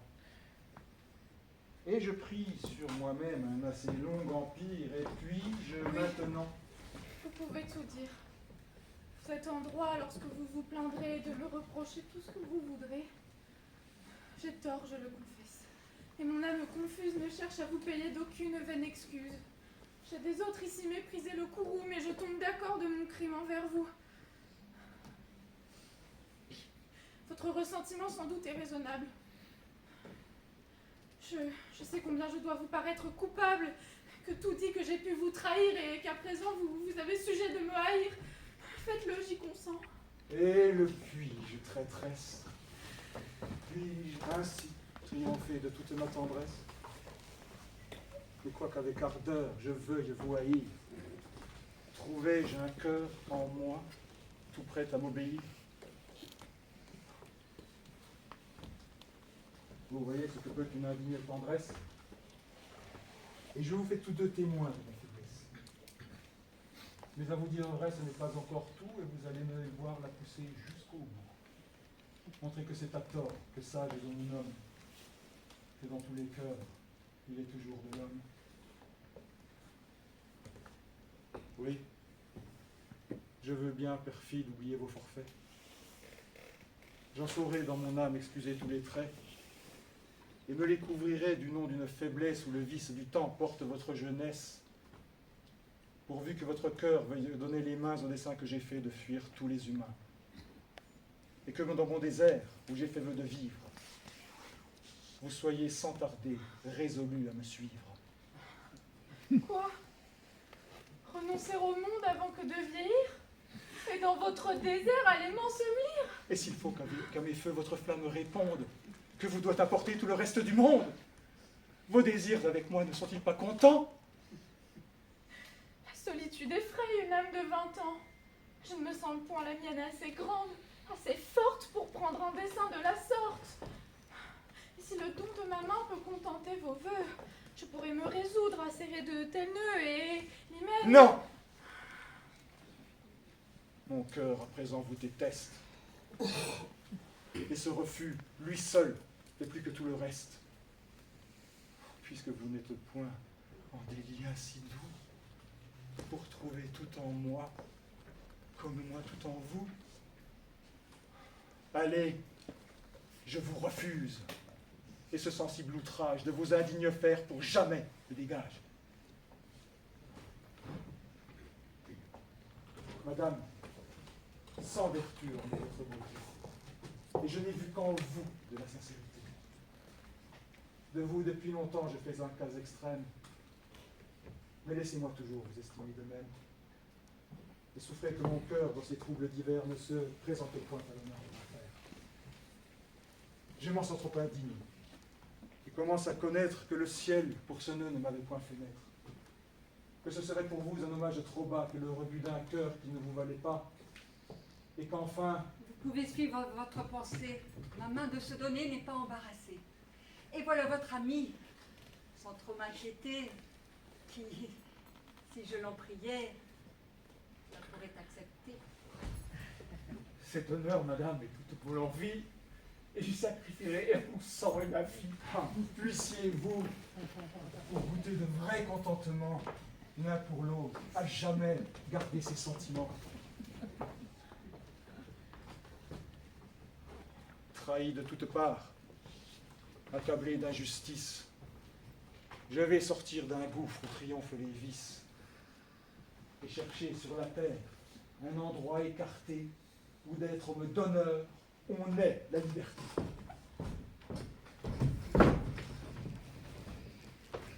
Allons, madame, allons employer toute chose pour rompre le dessein que son cœur se propose.